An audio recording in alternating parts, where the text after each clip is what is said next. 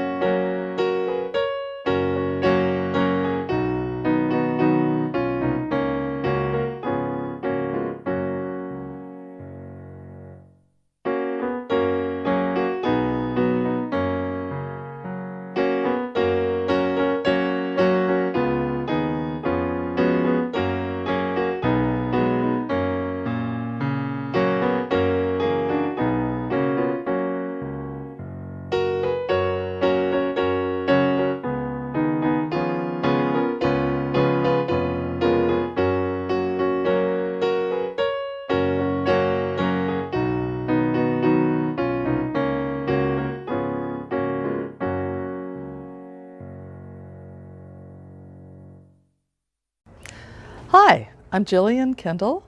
I know Lori from Bible study. I participate in her Thursday afternoon Bible and book study group, and I'm going to be reading some poems for you. For when your parents are aging. The people I look up to are growing older.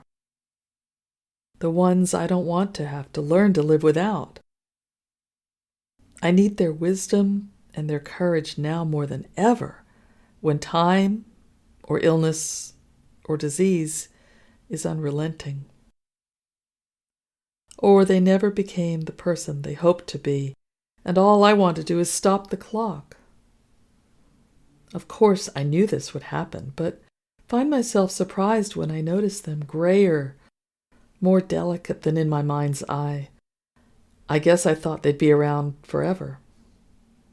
The adults in the room.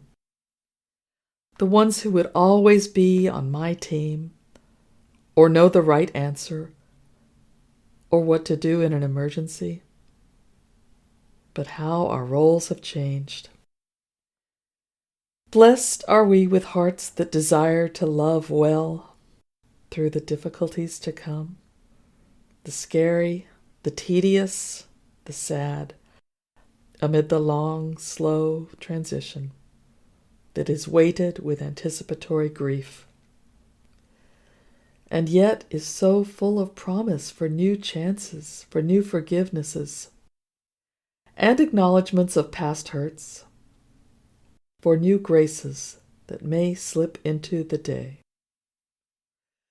How blessed are we in difficult relationships, we who seek to bind up the frayed places, to give comfort and receive it, to reach out a hand wordlessly and find peace. Blessed are we who can even laugh at the new strangeness of feeling so human together, and how the heat of old battles, what were they about again? Are almost cooling with time. Blessed are we together sharing one long look that says, what we have is irreplaceable. It is a we that will remain no matter what.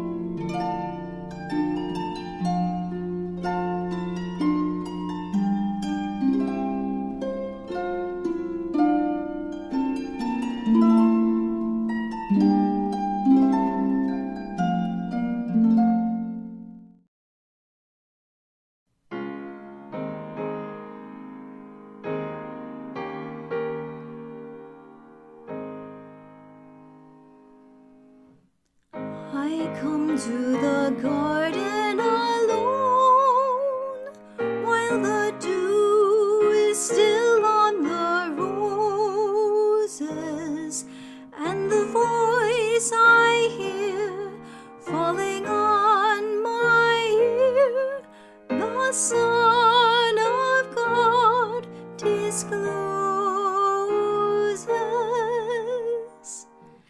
And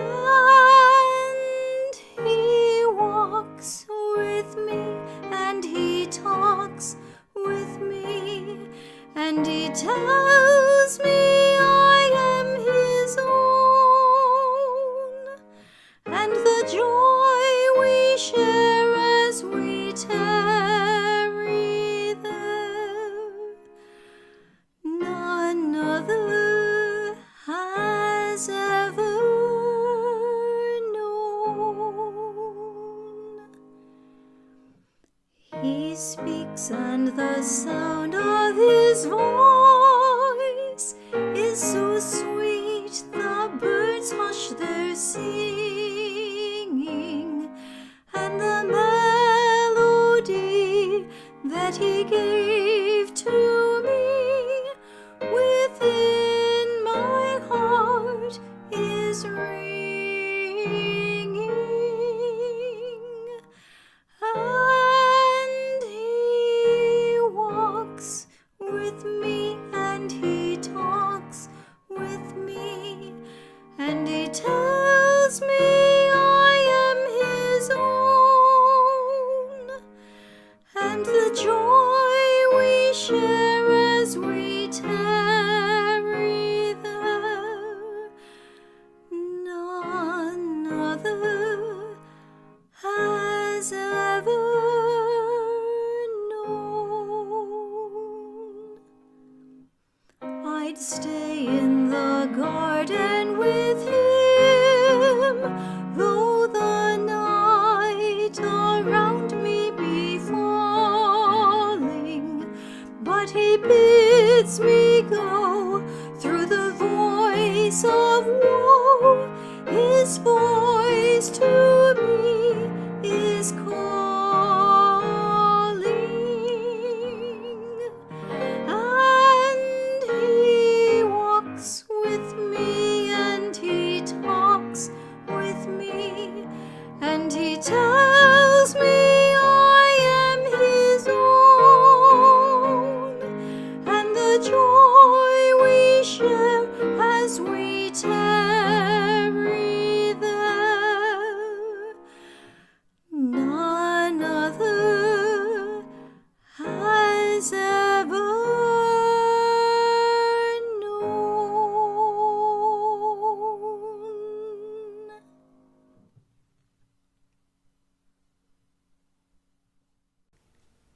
Reading from Revelations 21 and 22.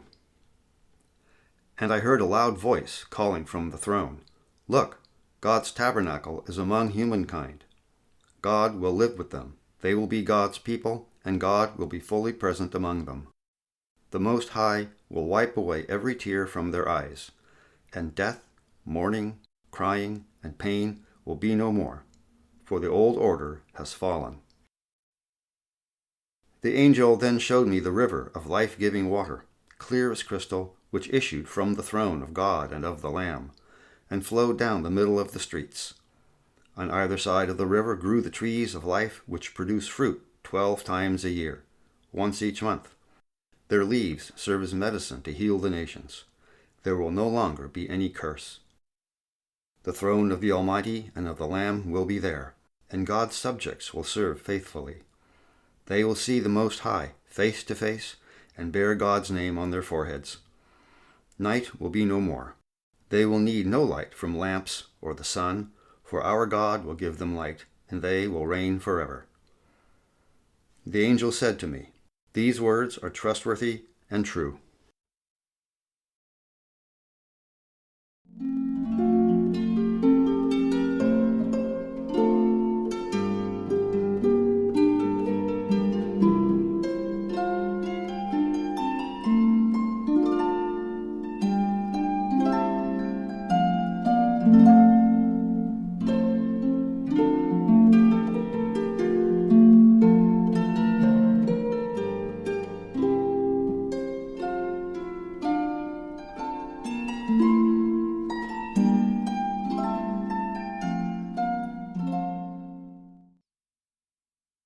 For collective grief. This world, impossible, unthinkable. We are brought to our knees. God, today there is no true north, and when I last checked, the sun did not rise at all. Today, the innocent still suffer, buildings still fall, families still grieve. A world has ended without any reasonable fanfare. This is the way of tragedy, how it breaks in and robs us while we sleep. Help us to know what to feel, what to do, how to grieve together. Blessed are we who try to see things clearly, though the truth of it all feels unimaginable. Blessed are we who ask and wait, and ask again for answers that may not come, for hope that seems hard to find, for comfort that is not easily offered. Along the way, show us how to live when we've lost the things we cannot get back. Remind us that you, O God, are our home and our refuge. When life's unthinkable fragility is too difficult to hold, take my hands.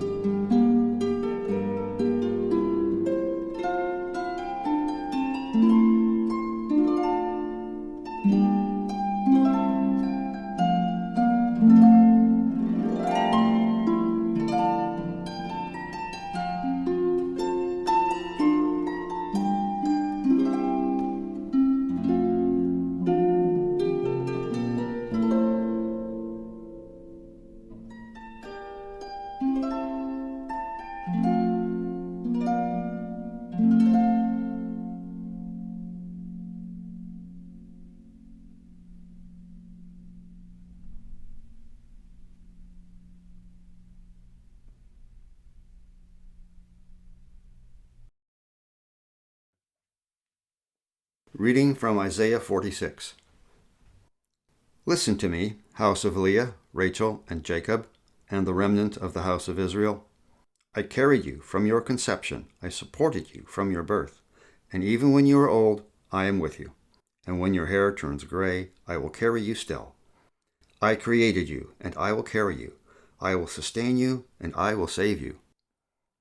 Remember what happened long ago, for I am God, there is no other. I am God, there is no one like me. From the beginning, I reveal the outcome. From ancient days, I foretell what is still to come.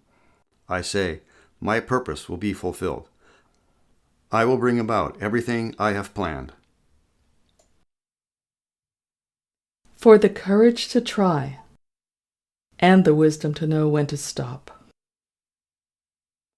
Blessed are you, faced with the impossible. You who do not take your eyes away from what threatens to swallow you whole. You who stare down reality though your heart quickens. You, for whom action comes swiftly as you chart the next step or bulldoze a new path for yourself. You know how to turn hope into action, and bless you for it. Blessed are you who, when you've come to the end of what is possible, find the courage to live there too, accepting the things that are unchangeable, and finding that beauty and meaning and love live there too. You know what it means to have a life held together by so many loves, by so much to lose. Blessed are we who are learning how to hope and how to let go, when to act and when to stop, holding together two irreconcilable truths, that our lives are so valuable precisely because we have so much to fear with this much to love.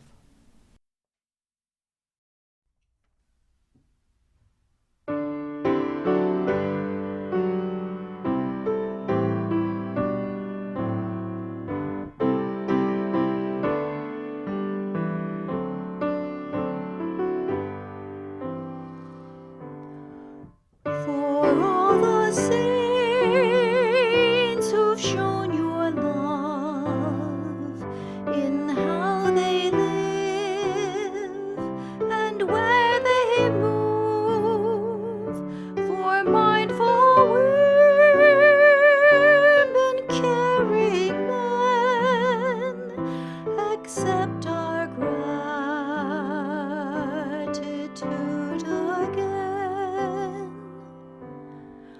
For all the saints who loved your name, whose faith increased the Savior's fame, who sang your songs and shared your word, accept our gratitude, good Lord. For all the saints who named your will and showed the kingdom coming still, through selfless protest, prayer and praise, accept the gratitude we raise. Bless all whose will or name or love reflects the grace of heaven above, though unacclaimed by earthly powers, your life through theirs has had